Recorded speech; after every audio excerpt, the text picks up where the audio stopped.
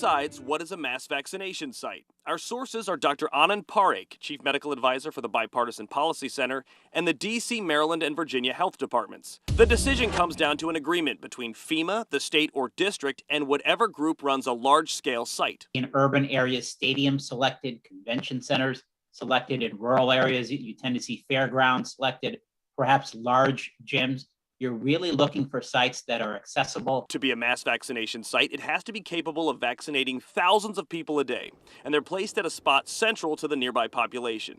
There's basically two types: drive-ups and in-person sites. In our area, Maryland worked those sites out at Six Flags in Bowie and in Charles County. In Northern Virginia, there are sites in Woodbridge and Arlington. What about D.C.? The mayor's office announced several high-capacity vaccination sites. They're at the Convention Center, the Entertainment and Sports Arena, and Providence Health Systems. But an official told us the city hasn't received enough vaccine to open an official mass vaccination site yet. They could be open to doing that at a different location in the coming months.